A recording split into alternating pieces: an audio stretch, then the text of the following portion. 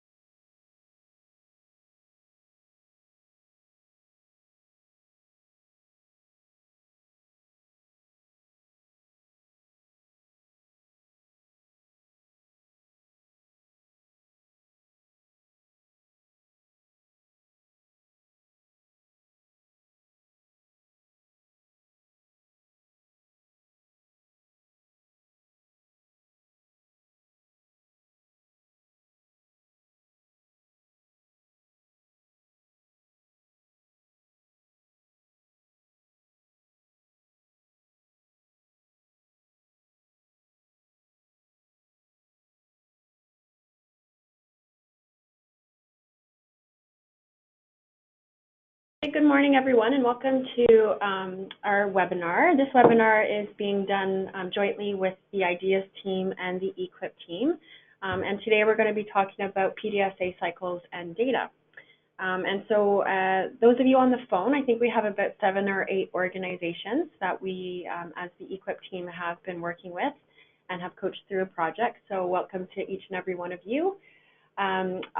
So when we did the registration for this webinar, we did ask if you are currently doing PDSA cycles or if you're planning on it, and the majority of you are well into your PDSA cycles and testing some of your change ideas.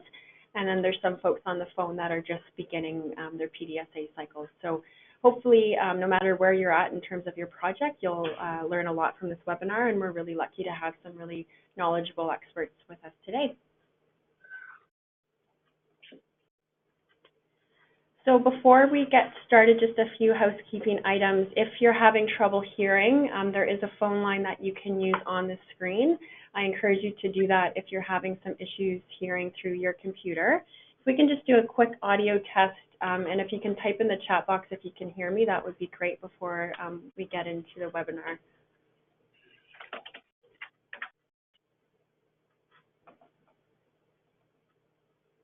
Great. Okay. So it sounds like everyone can hear me, which is good. If you have any comments or questions as we're working through the content today, please do as you are now and write in the comment section or the question box, and we'll get to your questions. We'll have an opportunity in the middle of our webinar today, but also at the end. So we'll try to get to as many questions as we can before we let you go a little after 12 o'clock today. The presentation and the handouts are all in your handout section on your GoToWebinar window, and I encourage you to download all of those handouts so that you can follow through and use the resources that are provided to you today once we all get off the line. This webinar is also being recorded, and we'll send an email out to all of you this afternoon with the recording so that you can share it with your teams or rewatch if you want to revisit certain portions of today, as well as all of the handouts will be posted on our community of practice, and we'll send you that link in that email as well. So I'll just go over who we have contributing to the webinar today. Myself, I'm Jenna Hitchcock. I'm the program manager for E-QIP. And then we have Jacob and Laura, who are quality improvement epidemiologists from the Institute for Clinical Evaluative Sciences, and they work with the IDEAS advanced learning teams. We have Ivan and Dawn on the line from Nipissing Mental Health Housing and Support Services, and they were very prominent QIT members in their E-QIP project. And Laura Daly-Trottier, who is a quality improvement coach with the E-QIP team, and she worked closely with Ivan and Dawn on their project. So just a little bit about how today's going to go. I'll do a little bit more of a welcome and housekeeping items after this slide, and then I'll pass things over to Jacob and Laura, who will go over some PDSA cycle theory and some measurement theory. A lot of that content may be a reminder for you. We did go over some of it during our Change Ideas session that we had with our cohort 2 teams, but it will be a great refresher, and it will be nice to hear from the IDEAS folks on that topic. And then we'll hear from Ivan from Nipissing Mental Health Housing and Support Services on his experience working through PDSA cycles in his quality improvement project. And then we'll break out and have a little bit of a discussion with Ivan and Dawn. Laura will be leading that, and Jacob and Laura from IDEAS will also be asking Ivan and Dawn some questions. And then we'll open it up for some question and answers with those of you on the line. And again, if you have any questions as we're working through the content, please feel free to type in throughout the webinar, and then we'll hopefully get to all of the questions at the end. And then after a Q&A, we'll just review some additional resources and some tips for you to stay connected with the E-QIP team and the coaches. So if everyone could just type in to the chat box how many people are with you today. If there's more than one of you joining the webinar, that would be helpful. That just helps us keep track of our webinar numbers. I'll give you a minute to do that.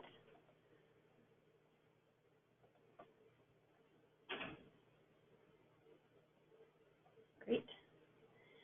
And just a little bit about E-QIP and IDEAS before we get going. So most of you are quite familiar with what E-QIP is. We're a team of staff and coaches that work with the community mental health and addiction sector to build the capacity, capability, and motivation for quality improvement. And we do that through a variety of ways, including our coaching program, trainings, webinars, our newsletters, and community of practice.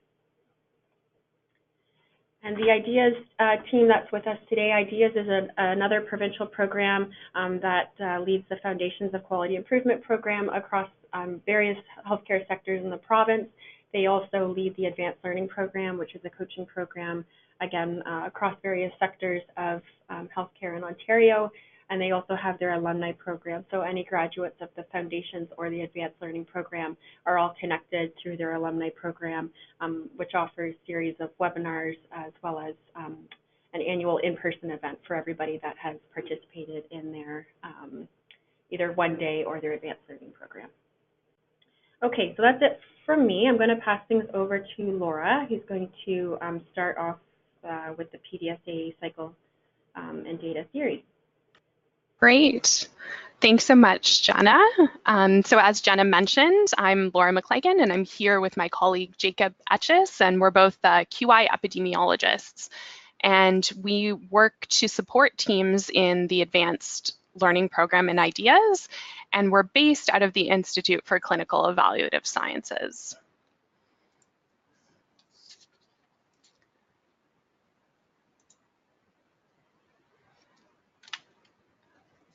So here's a brief outline for our part of today's webinar. We're going to start the discussion by really focusing on the model for improvement and exploring where measurement fits into the different components of the model for improvement. We'll then review the family of measures, including outcome, process, and balancing measures. We'll also discuss data collection specifically during your PDSA cycles, which often will focus on collecting data on our process measures. Jacob's then going to take us through a review of run charts and how the run chart can be used to track data over time to understand whether the changes we make in our system actually lead to an improvement. And to do this, we need to understand the run chart rules that will be used to detect non-random variation.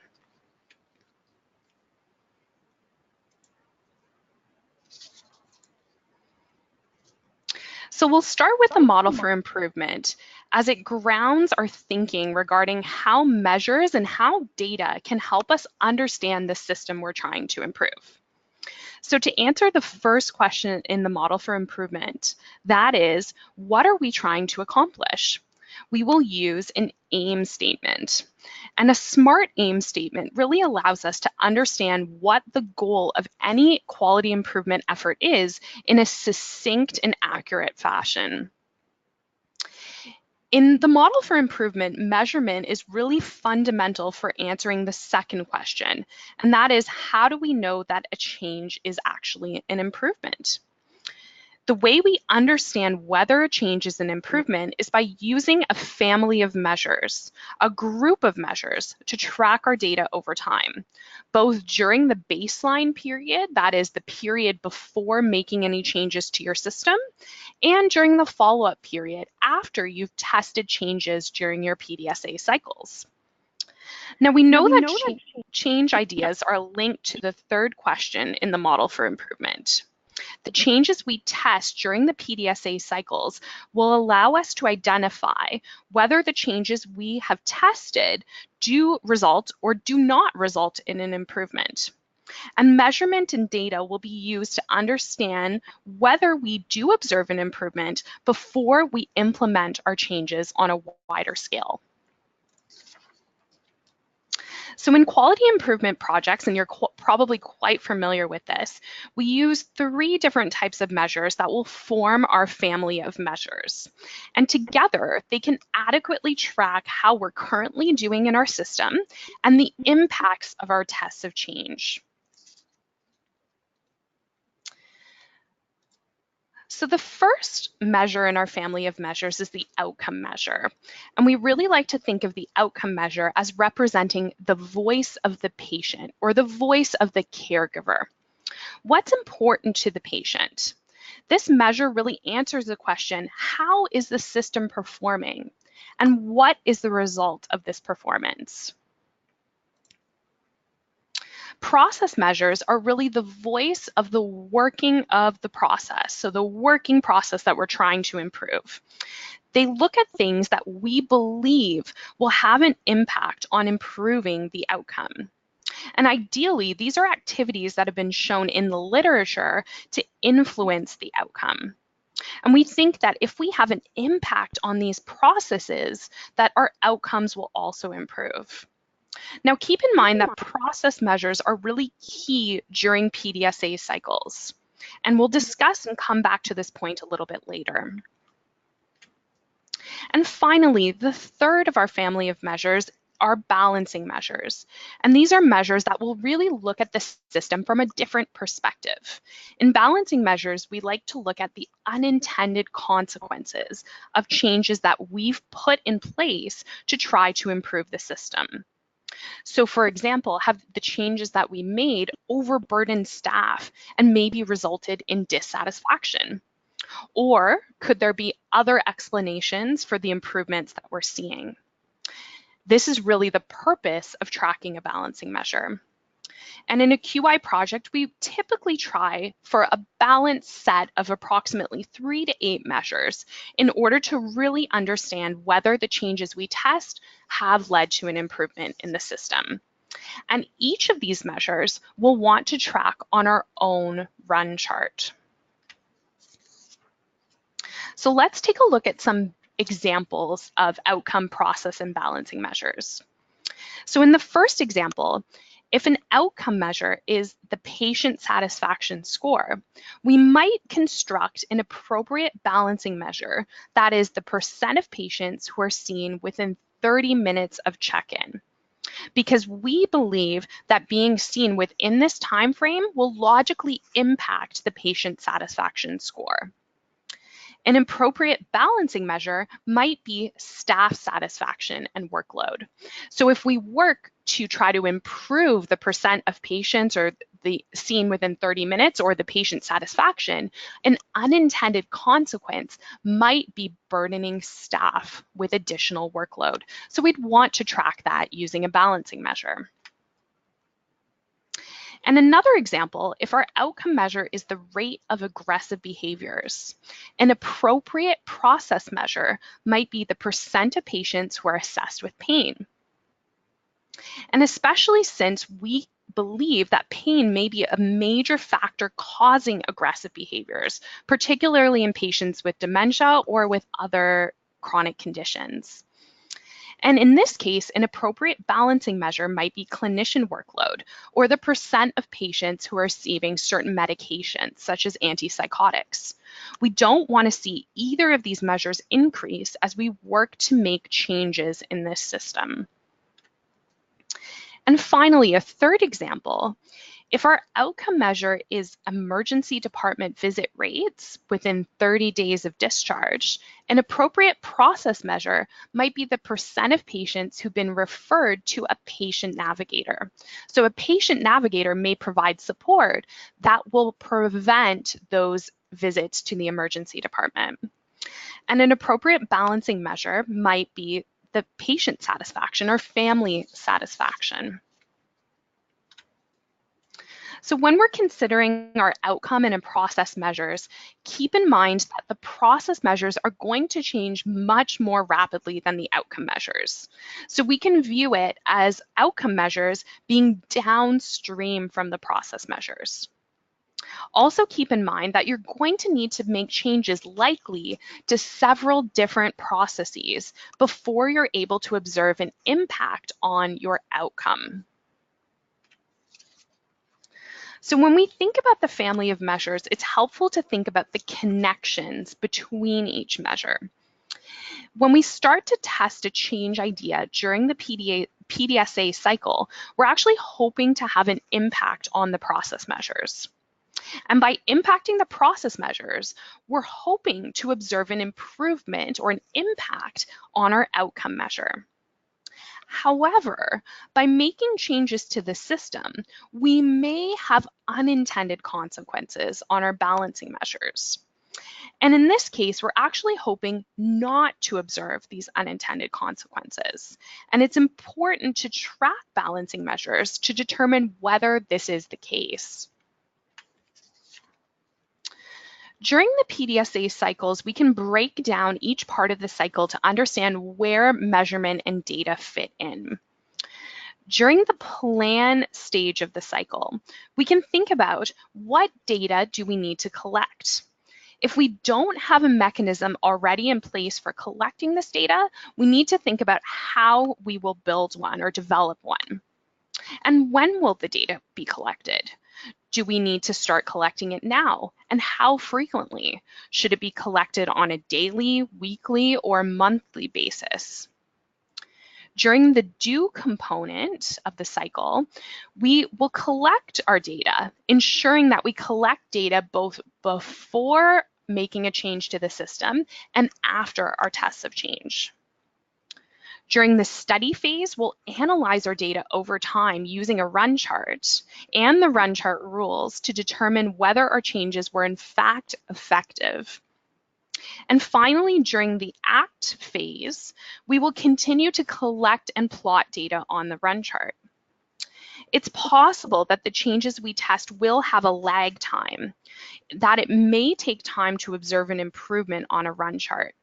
And analyzing our run chart will help inform what our next PDSA cycle will be. Should we adapt the change we previously made? Should we adopt the change or expand it to other groups? Or should we abandon the change if we observe that the change did not have the desired effect? So this is where the data really comes in, and data really has the power to influence what actions you take and are critical to inform the next step in your QI journey. During PDSA cycles, as I mentioned, the focus should really be on data from your process measures. Outcome measures are going to take a lot more time to show improvements. Process measures will actually show improvements pretty rapidly.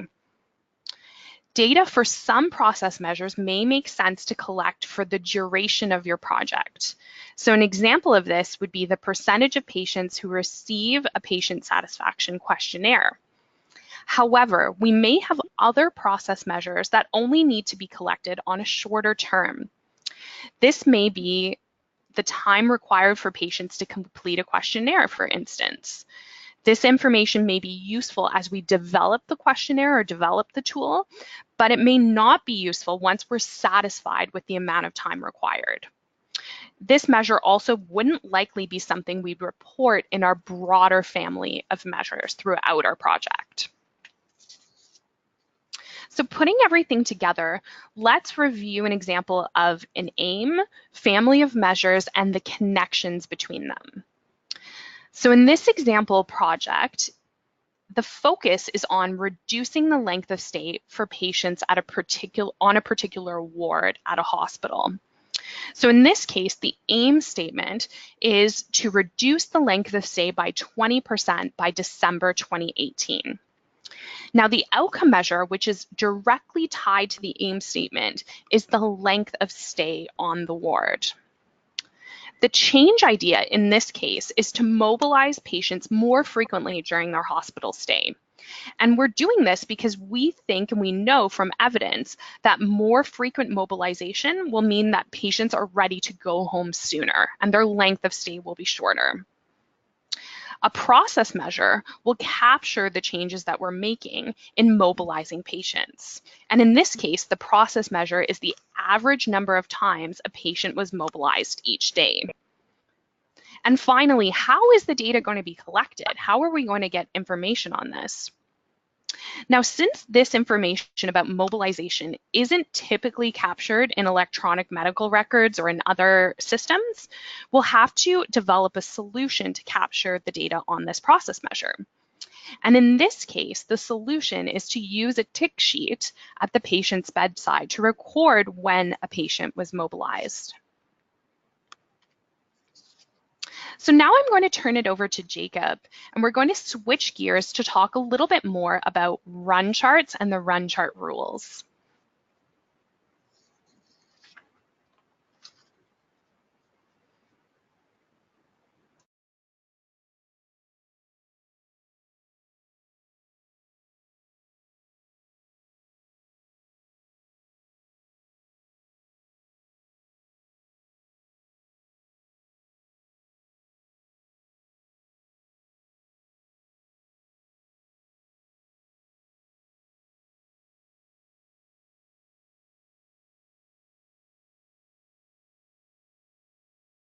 Jacob, we can't hear you.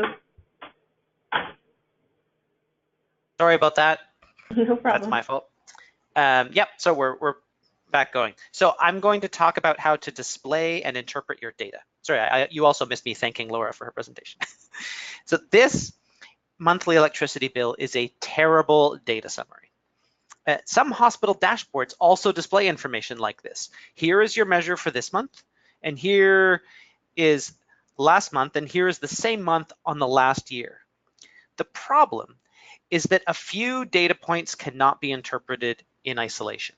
No table or chart can help you to interpret this kind of data.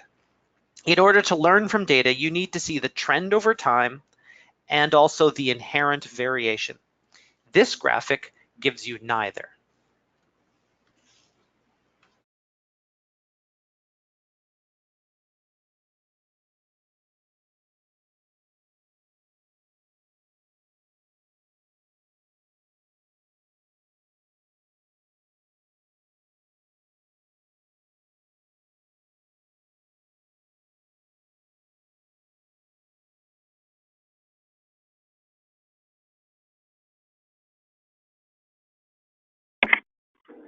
Hi, it's Ivan. We can't hear you just now.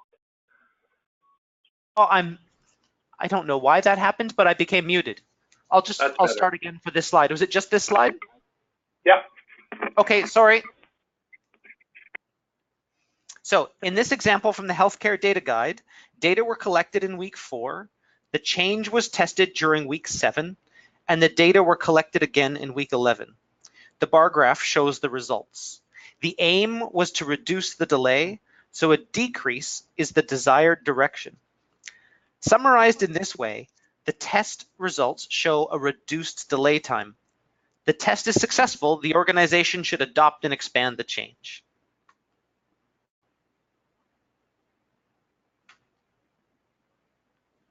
I wonder, can someone else drive the slides actually? Because my keyboard is not, yeah, thank you. If someone else did that, or was that just a delay?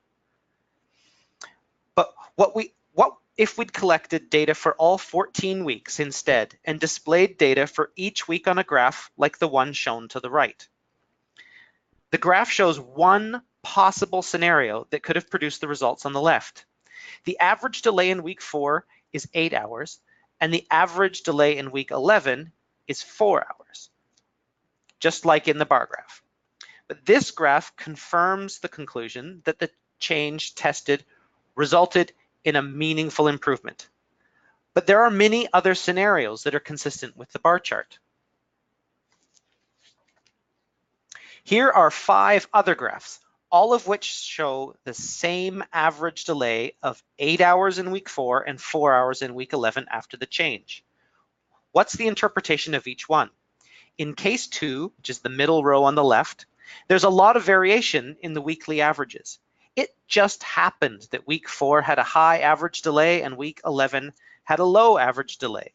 Here we would interpret from the chart that the change had no impact. In case 3, at the bottom on the left, things had been improving all along. The change actually had no impact on the trend. This is a surprisingly common problem, and it's sometimes hard to convince people that there isn't strong evidence that their change idea was responsible for this kind of improvement. What about case 4 at the top right? In case 4, the change was effective in decreasing the delay, but the improvement was not sustained. If you don't monitor performance afterwards, you could miss the fact that your improvements creep back up to baseline levels, just like a new diet in January.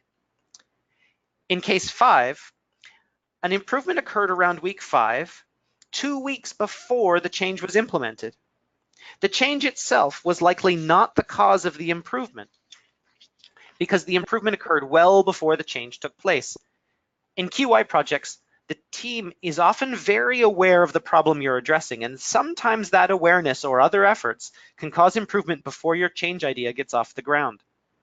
Finally, in case 6, week 4 was just an anomaly.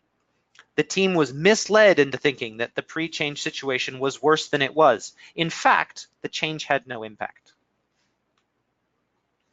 So to summarize, we need to see both the trends and also the variation in our measure in order to understand whether a change has led to an improvement.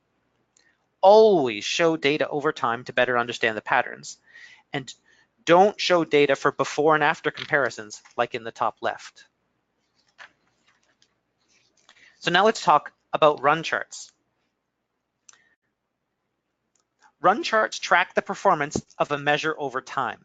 There's a more sophisticated type of chart called an SPC chart or a Short chart. It's very similar, but don't worry about them for today.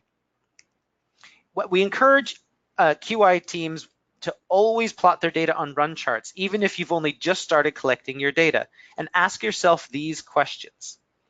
Are we performing well? How variable is this measure? And how stable is our baseline? The baseline is the data you collect before you implement your change idea. You can draw run charts yourself using Excel or other graphing software. The IHI, for example, has an Excel template on their website that you can download for free.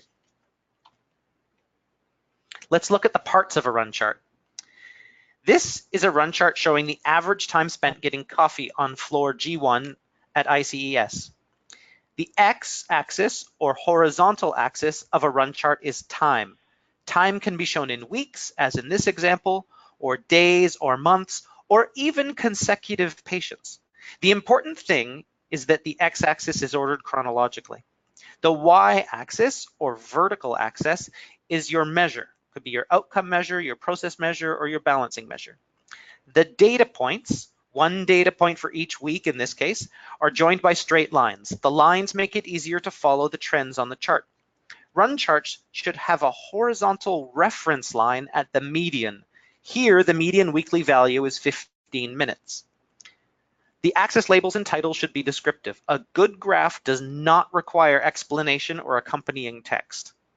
On this graph, you can see that we spend about 15 minutes getting coffee, except in August when people are away and there's no one to chat with, followed by a chatty week after Labor Day.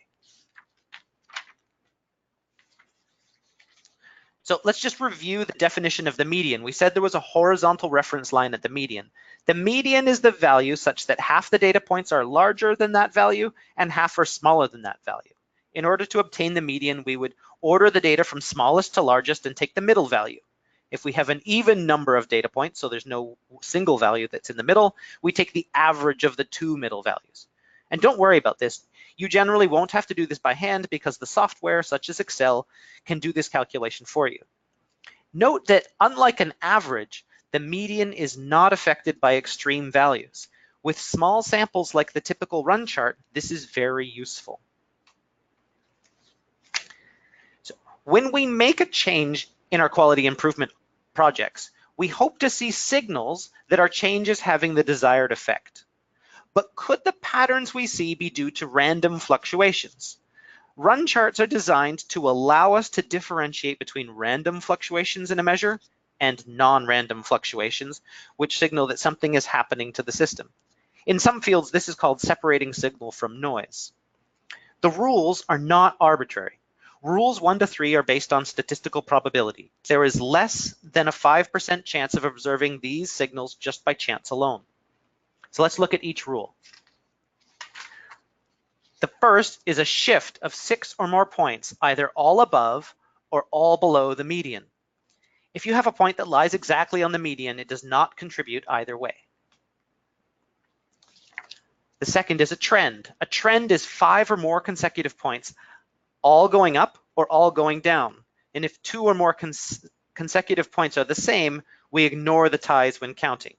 So you don't get to say we're improving until you have 5 consecutive points of improvement. The third rule is a little bit tricky. This is called the number of runs.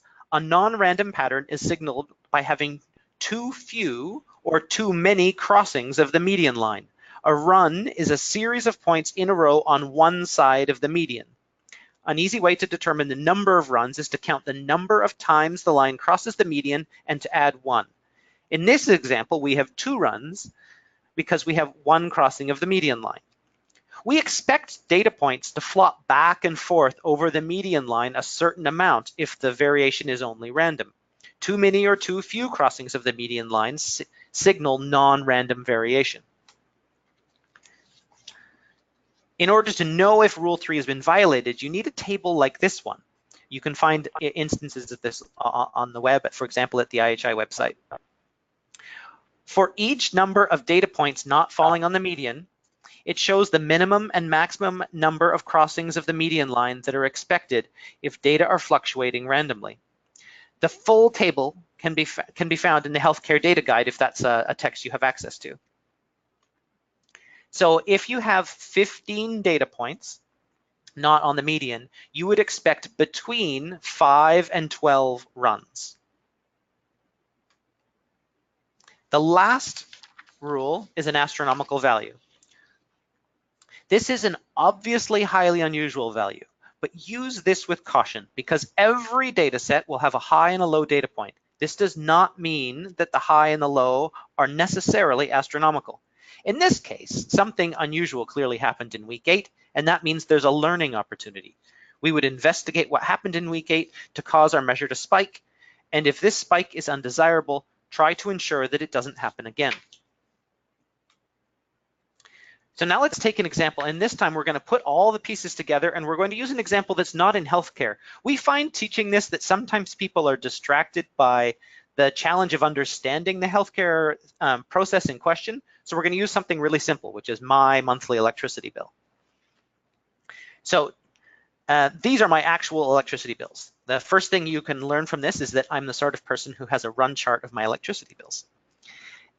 So what steps could I take to reduce this? Let's say that my aim statement is to reduce my monthly electricity bill by $20 per month.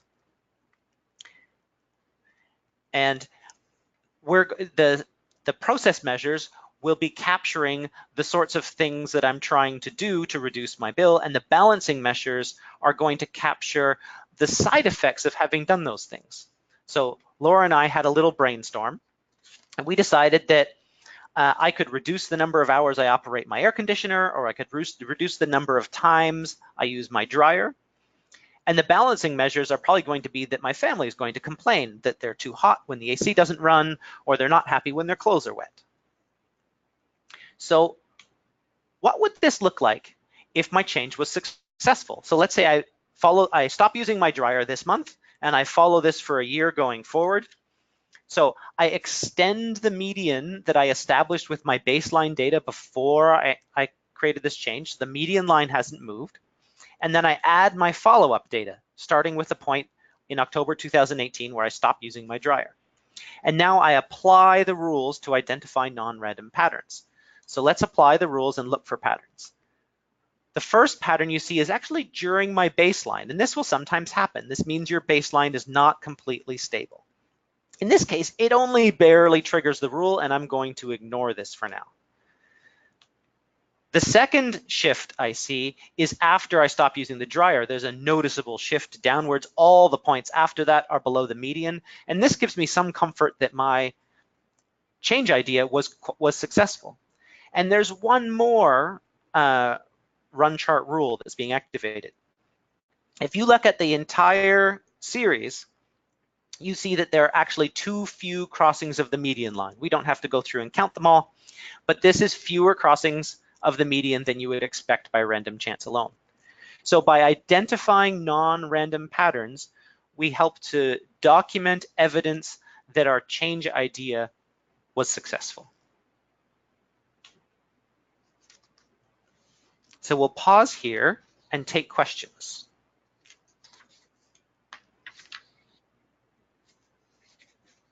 So there's currently not any questions coming in, so I think I'll pass things over to Ivan and Dawn, and then if any come in for Jacob and Laura on what you've just heard, I'll be happy to ask them at the end. So Ivan, I'm going to pull up your the first slide here, and if you could just start with the overview of your project, and then I'll pull up your PDSA worksheet.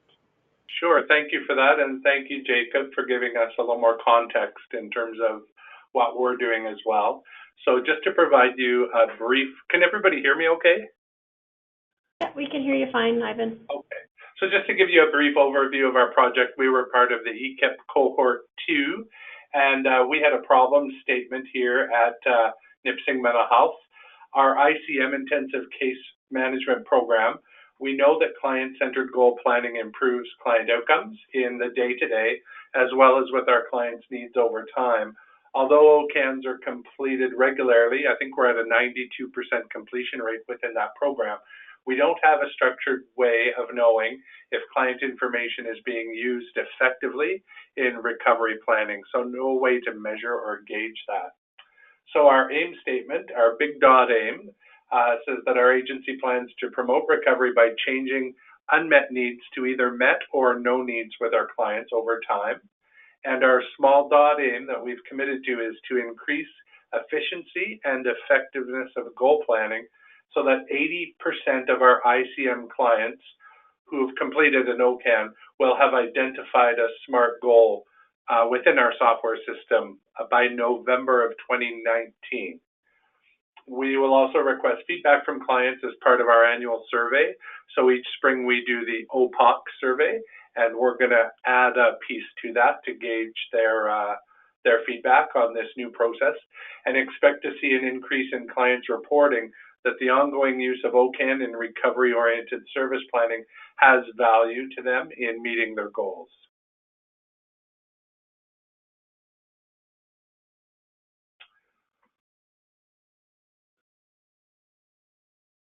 Okay, there we go. So this is a copy of our PDSA, one of our PDSA tools for one of the cycles that we did. And it'll give you a little more context into part of what we were doing. We're going to scroll through it. So the purpose of this was a test that we were doing there a couple weeks ago. It's actually part of a staged process. So it's one small step in a much larger picture. So our question was, can we use the GAS orb? So within our software, CRMS software, we have goal attainment scaling. So it's basically a goal template that folks can fill in with their clients to identify and add structure to the unmet needs to help them resolve those that they've identified. So was it effective to track and measure clients' active goals? With some feedback from staff, this is our prediction, and adapting the current tool to meet the needs of the team as well as clients, we think this tool can be of use to review and measure progress over time. The data collection is going to be twofold. So the first piece is the number of staff trained in SMART goal planning. So we had to start with that foundation to make sure that the staff that were going out and engaging clients understood what SMART goal planning is. So I won't go into it in great detail, but I will just let you know that SMART actually stands for specific, measurable, attainable, relevant, and timely or time-limited goal planning. So it adds the structure to goal planning that we want to see within our system. We do a checklist, and I've done that. I meet with staff every 2 weeks, and that actually gets reviewed every 2 weeks as well at our E-QIP team meetings so that we can ensure that goals are actually SMART. And so we can provide review and provide feedback to staff as well. The tasks necessary to set up the tests were the development of SMART training binder for staff with some examples and some process tips for them in terms of engaging with clients. So we compiled and reviewed information with the E-QIP team, and that is also open to being tweaked as we move forward too if we find we need to adapt it. Without going into all the detail there, it's with the ICM team. The staff introduction to SMART goal preparation, I do a 60-minute orientation by PowerPoint with each staff and provide them with some written material. And then the development and introduction of the staff goal development feedback form. Through one of our cycles, we discovered that it was probably important, again, as a balancing measure, to gather data from staff, first of all, to get their qualitative feedback on what they felt was working or wasn't working, or where we could make some changes to further benefit the process. But as well, we wanted to gather information about the amount of time that was being spent doing this over and above what they were used to doing prior to this change. Staff to complete the feedback form after each meeting with clients. So again, that's what I review with them bi-weekly and then take to the E-QIP team for further review and discussion. And that's a two-way process. So it also provides feedback to staff to kind of help them to either reaffirm when things are going right or to kind of tweak things if we need to do so. And if we jump to the bottom there, the receive staff feedback on use of the training materials provided. So this will be a survey that we're looking at doing further down the line. Again, we have a mechanism open now where staff can provide us with any feedback about difficulties, but we may look at formalizing that process post-training.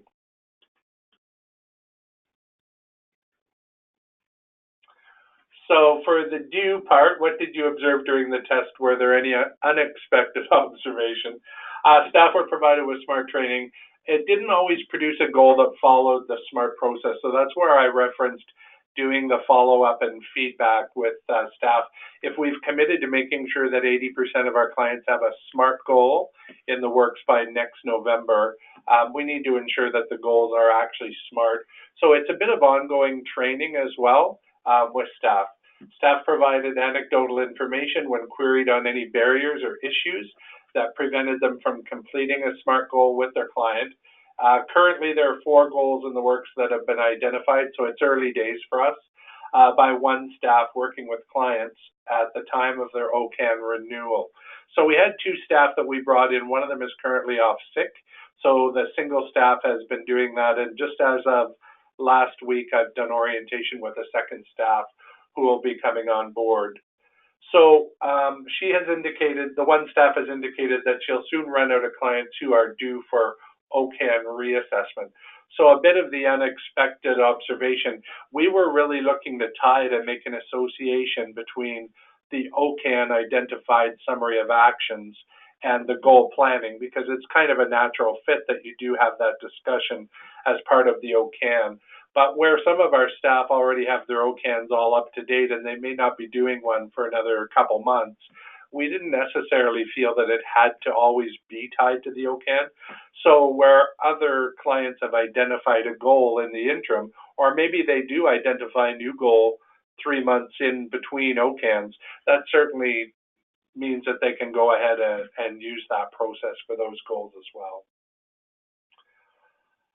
Study, analyze your data, describe results. Well, again, it's early days for us, but how do the results compare with your predictions? What did you learn from this particular cycle? So the feedback report was developed for staff to formalize the process for providing info on any issues or barriers for clients to identify or commit to a SMART goal. So we're getting feedback from staff, but we're also getting feedback that they convey to us that they get from the clients while they go through the process. Staff had reported that some clients were ambivalent about committing to a time frame for achievement, for example, because this is a new process for them. So to add that structure made some of them a little bit anxious, or that the goal may have seemed too daunting when structure was added into the process. I think I've already mentioned this piece. Although completion of the OCAN is the optimal time to do it, there's no real necessity to do it at the time of the OCAN.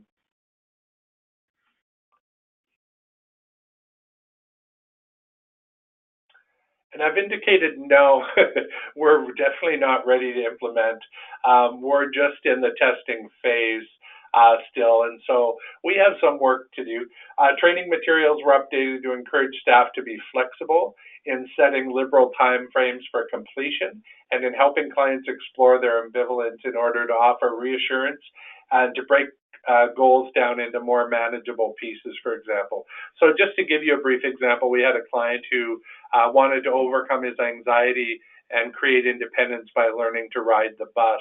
And when we added that structure in, it certainly was relevant and attainable. When we added the specificity in and the measurables and the time limitedness, he canceled his next appointment, which was kind of like maybe a hint, but we weren't sure. But then when the staff met with him again, he kind of indicated that he'd bitten off more than he could chew, and he actually chose to abandon that particular goal right now in favor of increasing his walking, which was something he had identified in his OCAN as well.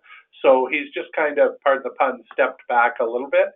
And so we reaffirmed with that staff that there is flexibility within the planning to make the goal, you know, it might be a year down the road before he achieves the bigger goal, and to afford him that flexibility so that he doesn't feel pressured into, you know, saying I have to do something and I'm not able to, so I'm just gonna withdraw or something.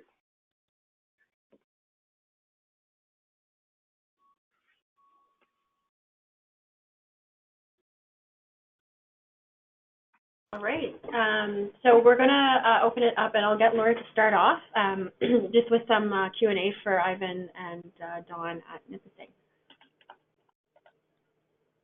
Hi, thanks so much, Ivan. I really appreciate that you were able to walk us through that great example of the use of the tool and how you've applied it to your project. One of the questions that I had for you was around, because you have you know, been so thoughtful around this particular cycle, I can't help but wonder if you had just jumped forward and implemented and hardwired a process around the SMART goals within your project really quickly. If you had, would you have ended up in the same place, or did you feel that stepping it through the cycle was helpful? Yeah, I don't know if we would have got to the same place, certainly not without a lot more error, I suspect. We did have a few instances where we kind of put our foot forward, and with valuable coaching from our coaches, thank you very much, Laura, we were able to actually rein things in and kind of review and go forward with a structured approach. It's kind of ironic because we're teaching SMART goal planning to staff and clients, and it's exactly the same philosophy that we're using ourselves to do things in a measured way. So despite our best intentions, some of our changed ideas seemed very plausible, and when we tried them out, we realized that they created issues that we hadn't foreseen.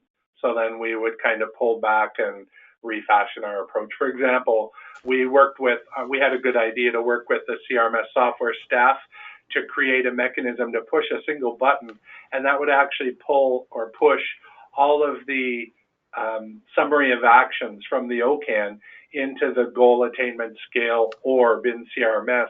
But we found by doing that, all of a sudden it pushed 12 things over and created goals for them without any content really. And a lot of these things hadn't really been ideated yet with clients as specific goals because they may have been very far down on their priority list. So it became a little overwhelming, just the idea of doing that. So we stepped back and got rid of that piece, and staff now are including goals one at a time, and maybe one or two things. We've committed to having one SMART goal per person. They may have a couple things that they're working on concurrently, but it seems like that's a lot better way to do things. And of course, this is the purpose of doing PDSA cycles, to try to figure things out and make sure that they do work well, and to refine our process as we move forward. So originally, I kind of thought that November 2019 was a long way away when we were making our prediction, and now I don't think that so much anymore. Yes, and I also wanted to note too that the use of that staff feedback form is almost a way for you to have those balancing measures recorded too, isn't it? Yeah, and that was Don's idea, to bring that back through the E-QIP team and say, we need to have feedback from them, but also we're getting feedback from clients, like through them, about what they like or don't like about the process. And again, I think we just have 4 SMART goals developed to date. So again, it's early days, but it has proven valuable for us to gather that feedback. And we will, I think I saw a slide there that said it's probably a good idea to continue to gather some information on balancing measures throughout that process.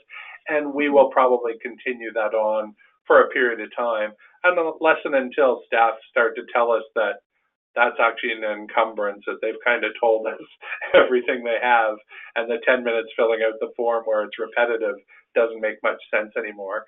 And at some point, it'll probably drop away as well. Mm-hmm. And the other thing I wanted to ask you about, Ivan, was why did you choose to start with just 1 or 2 staff trained? Like, what was your idea around that, if you could describe that to us? Well, we really didn't. Yeah, we didn't want to inundate the whole team and have people going madly off in all directions and having issues within the software, not understanding or not having purposeful and meaningful training at the front end. It was much easier to start with a couple people. And as I've said, we've kind of ironed some bugs out as we've moved forward. And the people remain very enthusiastic that are doing it and see the value of doing it. And so our hope is to create some change champions within them as well, because change is a little bit of extra work within the team, and the team has to recognize the value of doing this to clients more specifically about promoting recovery. So we're looking to tie that whole piece into the implementation of OCAN 3, which is more recovery focused, and kind of bring it all together. But for us, it was important to do that with a couple people, and then probably our next step would be to involve a couple more people, because there will surely be other issues or instances that come out of that before we implement it throughout the team as a whole. There's always things that we think we have covered, but you don't foresee necessarily. So for example, just to give you a very brief aside, we're doing another PDSA non-related on cancellations, where we can now have staff input information into the software when a cancellation or a no-show occurs. And one of the things that we hadn't thought about was the event where, you know, somebody has an appointment booked for a Friday, but the staff has to cancel it because maybe they've been otherwise engaged. They may call the client to cancel because the cancellation can be either by a staff or by the client, and we do record those separately. But whomever initiates the cancellation, there was an instance in our PDSA where somebody came forward and said, well, I couldn't see the client on Friday, but actually we moved the appointment up 2 days and I saw them on Wednesday instead. So then we had to review our definitions and say, well, is that actually a cancellation for Friday if the objective of the appointment was met? Or by the true definition, it would be a cancellation. So there's always those small things that come out that we kind of deal with, and that was our purpose for, you know, not farming it out to the team as a whole from the get-go. That's great. Thank you for answering those questions. Laura or Jacob, do either of you have questions for Ivan?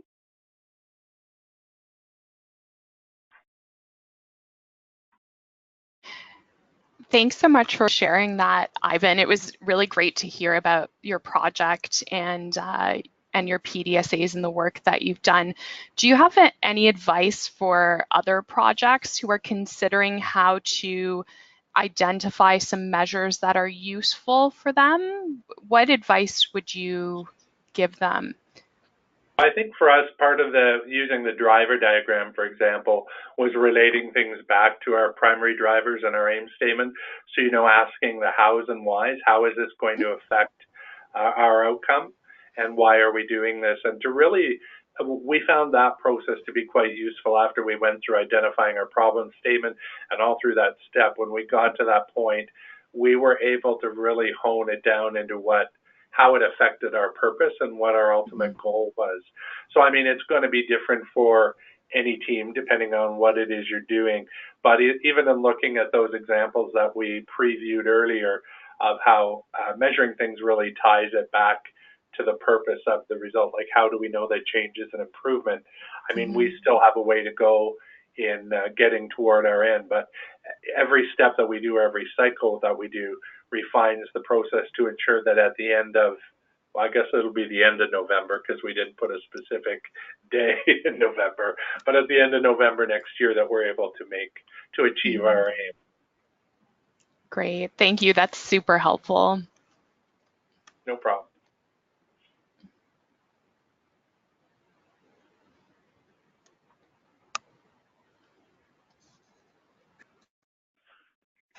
Okay, so I think we can open it up for questions now from the participants of the webinar. So if you do have any questions, please feel free to type them into the question or chat box. Before we get into that, I just really wanted to thank Laura and Jacob for your awesome overview of the theory that we're all talking about today, and Ivan and Dawn for you share your experiences with your PDSA cycles. We hope that information was useful to you as webinar participants and for folks that are currently going through and working on your PDSA cycles. But we'll just open it up for questions, and then we'll answer as many of them as we can, and then I'll just do a little bit of a overview of some additional resources at the end. So we do have one question that's come in. And I believe this is a question for Ivan and Dawn. What resources did you use to develop the SMART goal training for staff and clients? So I went online and did some research about SMART goal planning, but we found that the information there, it was actually presented in a way that was consistent with team building. So the examples that were given within the SMART were really talking about, you know, if you plan to make your team twice as effective, but it was only 1.8 times more effective, were you really successful? We felt we needed to change and tweak that to reflect more of the type of work that we do with clients. So one of the examples might have been, you know, if it's around weight loss and counting calories and doing exercise and weighing oneself, etc. We had built in some steps toward that end, some samples, and you know the example might be, you know, if you were looking to lose 22 pounds and you only lost 18 pounds, that's still a success. So part of it was actually adapting the information that was available online to make it more meaningful and relevant to the staff who would be reviewing it.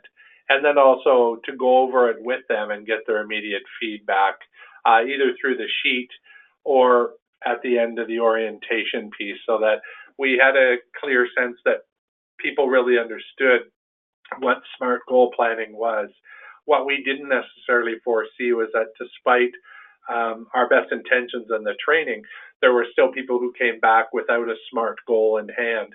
And it wasn't really because they didn't necessarily understand the concept. It was, again, more about the client maybe not wanting to be fully committal. So that may become a bigger issue as we move forward. And we may have to draft ways, as I say, we talked about doing a standard spiel and creating that, much like what we have with the OCAN, where it says things for you to know about your OCAN. And that information is not just given to clients, but it's overviewed with clients, so that in easy terms, so that they have an understanding of the value to them toward their recovery, and that it's not a pressure situation. So we'll find by doing that, that if we can create that standard and that staff have input to what that looks like, that they'll also have more buy-in to the process in terms of using it successfully with their clients. Great, thank you. And we also had a question that came in through registration, just around some advice, and perhaps, Ivan, we can start with you again, and then the ideas folks and Laura, if you have any comments, you're welcome to add it. But we did have a question about advice on documentation throughout the PDSA process. So what's your advice, and what's the value of kind of you know, using that PDSA worksheet, and how you strike a balance between documenting too much and too little information to learn about your tests? Yeah, so to give an analogy of a balancing measure, if you will, we had to find a happy place for us, because each of those PDSA cycles or steps, you could have a lot of information documented on each particular one. Originally, when I started out, I probably wasn't doing them often enough.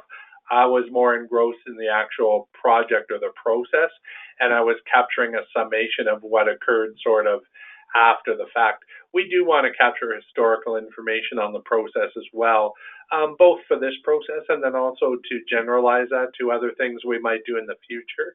But we had to find a happy medium between that, so that if we were documenting every step of every small cycle, it would become a bit of an encumbrance for us. So we're kind of doing a summation. So it may be that every 3 or 4 weeks, you know, or it may be for small things, we actually include those in one of our other sheets, you know, where we created the push cycle in CRMS to move goals over. When we stopped that, we abandoned that, and we would update that on a form to say that wasn't useful, but then we would move on to the next sheet. So we've probably done 6 or 7 to date, I think, for the duration of the project, which has been going for us really since about June when we started this piece. But again, it will depend on the individual project and how much detail is involved in each of those steps. Great, thank you. Does anyone else have any comments on that question? I was just going to comment on the challenge of documenting past data. Frequently with baseline data before you implement your change, you're often looking at retrospective data, and I think it surprises a lot of QI practitioners how hard it is to find out what caused variation. So like you might have a surgical team that for 3 months a year ago didn't refer anyone to physiotherapy, whereas usually they would be sending a couple people every week. And they'll try to figure out why it happened. And people have moved to new roles, and the executive team has changed, and no one can quite remember, and no one can figure out what was happening. And it's not even that long ago. So my caution is to anticipate that will be a challenge. Give yourself enough time to do it, and talk to as many people as you can when you're trying to go back and understand older data, because that's really frequently a challenge for QI teams.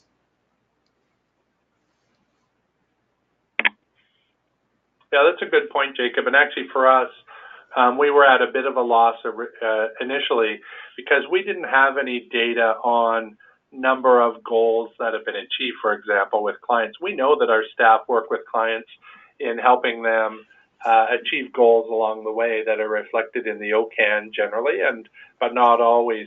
And so our baseline, we said, well, our baseline is 0, and our data codes were like, well, that's a number, so that actually works.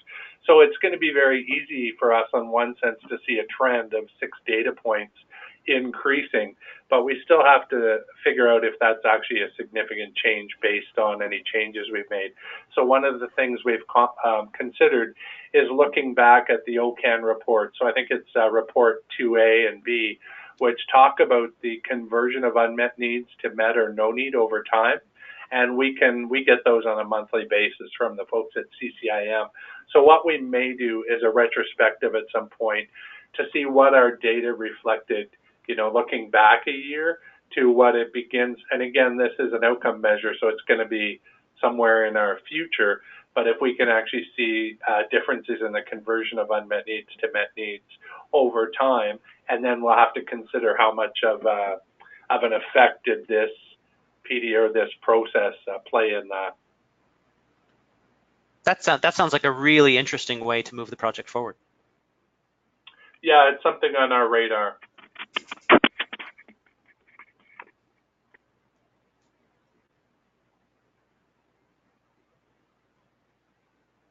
Great.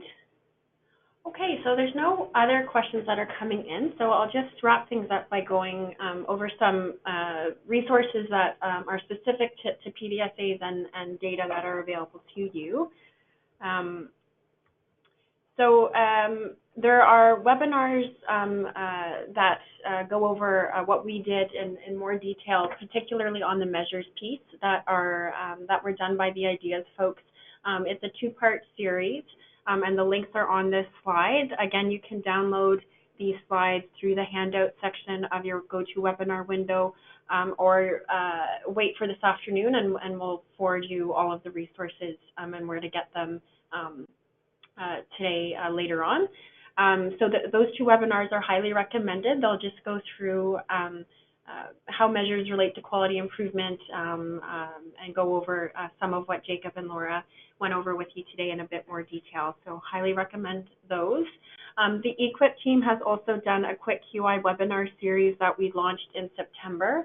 And this is really about 9 webinars are included in this series, and it goes over the model for improvement and the tools that the E-QIP team have used with you in the past.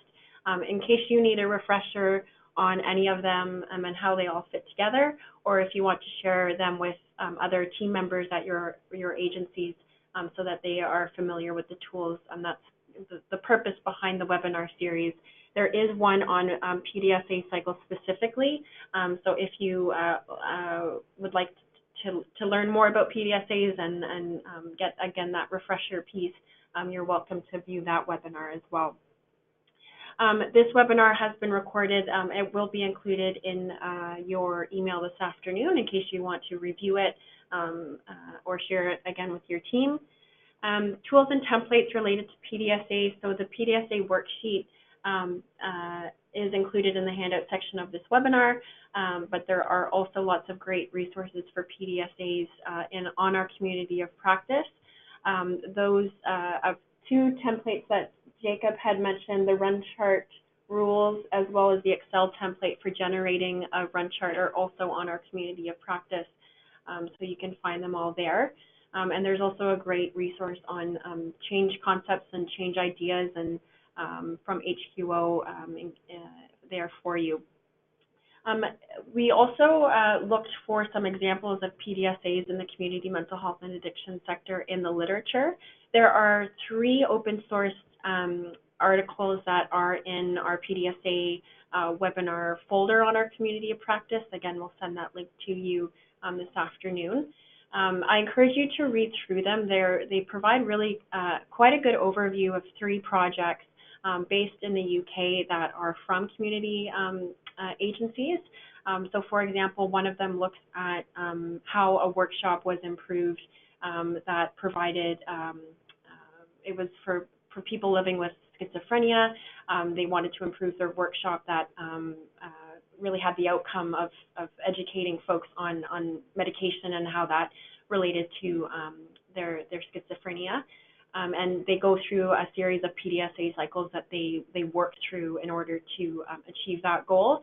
There's also one that's on how an organization, again based in the UK, has used peer support and some PDSA cycles that they tested to enhance their peer support program for their clients of an addictions program. So I just wanted to flag those resources for you to continue your QI learning journey, and those ones all on this slide are specific to PDSA cycles and measures. So please take a look at those if they sound like they're of interest to you.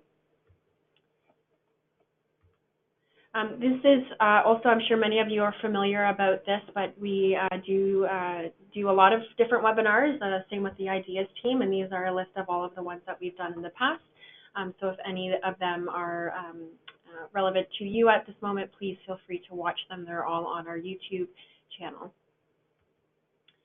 If any of you are not part of our community of practice, I encourage you to sign up. There is a handout that you can download from this GoToWebinar that will let you know how to go about doing that. You'll find all of those resources that I just talked about on there. And we also have a current conversation going on about leadership and the role of leadership in quality improvement. So if you'd like to contribute to that conversation, that would be really helpful. We're going to summarize all of the comments that we get on that discussion thread into a tip sheet for QI leaders within the community mental health and addiction sector. So please take a look at that and contribute as you wish. Most of you are part of the newsletter, but if you're not, we encourage you to sign up. We just had a newsletter go out in September, and our next one will be in November. And then I wanted to raise that we're having, some of you were part of this, but we're having another session on effective governance and leadership for quality. We held a session in the spring in Toronto, and due to popular demand, we're going to hold another one in Ottawa on December 6th. From 9 until 5. The registration link is there for you, so you can get all the details there. And if you have any questions about that one, please feel free to reach out to us at any time. And these are just the E-QIP team members in case you need to reach out to any of us. I know that with the cohort 2 teams on the line, we're wrapping up our support with you, but we're always available by email or call if you need to reach us. And so with that, we don't have the evaluation link ready right now, but you'll get that this afternoon, so you can let us know how you like this webinar and give us suggestions of how we can improve for next time. But I just wanted to say a big thank you to Laura and Jacob from the Ideas team. This was a webinar that was a long time coming, and they were really quite integral to planning and getting our content right and to make sure that it was meaningful for you. So thank you both. As well as to Ivan and Dawn for sharing your experience. I know it's a little bit scary to do that sometimes, but I think the lessons that you've learned are really valuable, and I believe that others will learn from you and take what you've shared to heart today and apply it to their work. And to Laura from the E-QIP team, thanks for helping coordinate this webinar and your thoughtful questions to Ivan and Dawn at the end. Thank you very much. Okay. Great. Okay, thanks everyone for joining, and we hope you have a good afternoon.